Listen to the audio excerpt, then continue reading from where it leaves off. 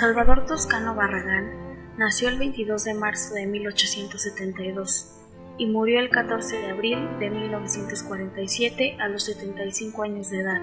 Para muchos fue el auténtico pionero introductor del cine en México. Trabajó un concepto de entretenimiento y cultura única y ejemplar, ya que dedicó gran parte de su obra a las temáticas sociales, principalmente durante la Revolución Mexicana. Su padre, Esteban Toscano, murió en 1879 y su situación familiar se complicó. Aún así logró, junto con sus hermanos, estudiar en el seminario de Zapotlán y un año después comenzó a redactar reportajes y descripciones. En 1887, durante su estadía en el Seminario Conciliar de San José en Guadalajara, comenzó a publicar periódicamente La Centella, con el tema Por la buena o por la mala. Posteriormente publicó también La América, y en uno de sus ejemplares, a sus 15 años, aplaudió el progreso que se vive. Tenía aptitudes para el dibujo e ingresó a la Escuela Nacional de Ingenieros. Egresó en la primavera de 1897 como ingeniero topógrafo e hidrógrafo. En el transcurso de su carrera, una de sus aficiones lo llevó a formar una colección filatélica, que es la afición a recolectar sellos postales, y fue gracias a su potencial artístico que consiguió fondos para obtener, fiado e importado de París, su primer equipo de cine. Una vez que decidió cambiar el teodolito por el cinematógrafo, con una actitud emprendedora logró convertirse en un auténtico cineasta de la lengua. Como cineasta consagrado, fue camarógrafo, fotógrafo, director de cortometrajes, codirector y director de largometrajes. Comenzó recorriendo la Ciudad de México, Puebla, Guanajuato, Morelia, Chihuahua y Guadalajara, exhibiendo películas ajenas y propias. Concretó su primer material filmando trenes, desfiles y actos oficiales junto con imágenes de carácter político y nacional. Documentó algunos movimientos de Porfirio Díaz, las carreras de automóviles y de caballos, así como algunas villas y ciudades. Mostró documentales referentes a la actualidad internacional de su tiempo, como el incendio de Denver, la Revolución de Rusia, la Conferencia de Paz en Portsmouth y la Guerra de Transvaal. Fue en 1898 que optó por producir una película con un argumento propio. Ejecutó su proyecto basándose en la obra de José Zorrilla, Don Juan Tenorio, que fue protagonizada por Paco Gavilanes y ha sido considerada como la primer película genuinamente mexicana. Impulsado por su éxito y para exhibir el cine, abrió el Salón Rojo en la Ciudad de México. Como excusa para visitar la Exposición Universal, en 1900 fue a Francia para envolverse más en el ámbito cinematográfico. Regresó a México enriquecido de experiencias, películas, ideas y respaldo económico para emprender sus actividades. Siempre exhibió escenas internacionales, pero nunca dejó de lado las muestras nacionales como las fiestas de Zapotlán el Grande. Gracias a sus aportaciones, el gobierno comenzó a regular la producción cinematográfica autóctona. Se creó así el Instituto Nacional del Film con el propósito de representar dignamente al cine mexicano. Se incrementaron también las tarifas de los derechos de aduaneros para las cintas importadas. Así se liberó de toda carga fiscal a la producción cinematográfica realizada en México. A instancias suyas se fundaron Imperio Producción y la Compañía Mexicana de Películas, y con el apoyo del Estado colocaron la primera piedra de la industria cinematográfica nacional.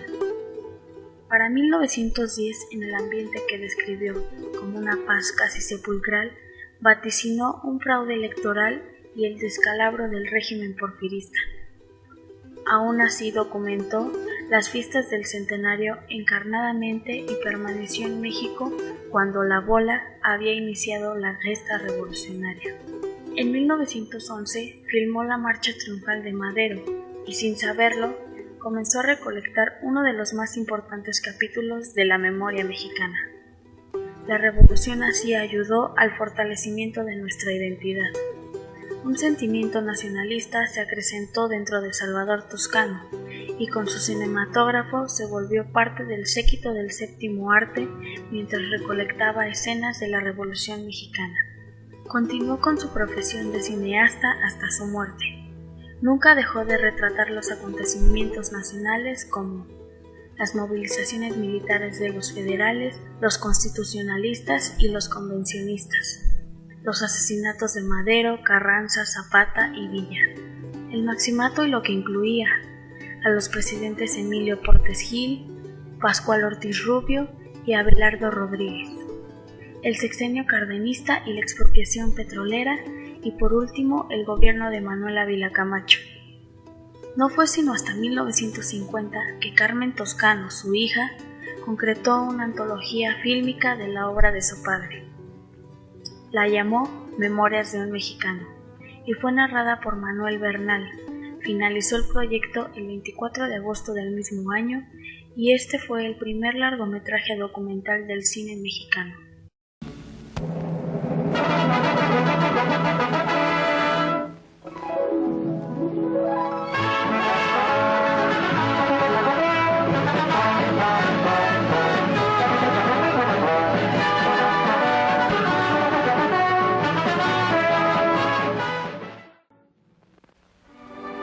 ...1897, el año en que yo nací.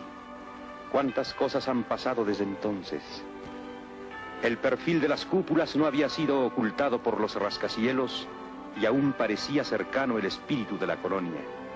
Ciudad tranquila, apenas se conmovió con la llegada del nuevo invento que con su magia podía transportar al espectador a lugares tan remotos como Mérida en Yucatán o al Paseo de los Cocos en Veracruz sin moverse de su asiento. Ciudad sin problemas, en donde la gente se divertía asistiendo a la inauguración de monumentos públicos, admirando a Guerrita, el famoso torero, festejando al cómico de moda o bailando en las tertulias familiares.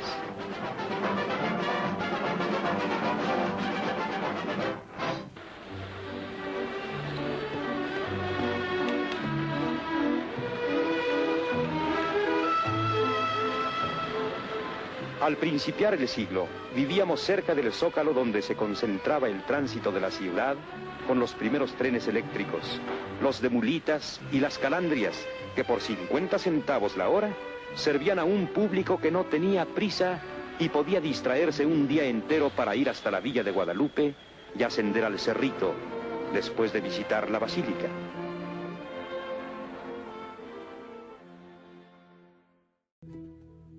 Como homenajes póstumos se le concedió el Premio Psyche Awards por la Asociación de Psiquiatría de Texas en 1950 y el Premio Ariel para la película de mayor interés nacional por la Academia Mexicana de Ciencias y Artes Cinematográficas, que en 1967 el Instituto Nacional de Antropología e Historia catalogó como un monumento nacional. Su nombre en una de las salas de exhibición de la Cineteca Nacional. Salvador Toscano fungió, además de pionero mexicano del cine, como ilustrador de acontecimientos de trascendencia histórica y nacional.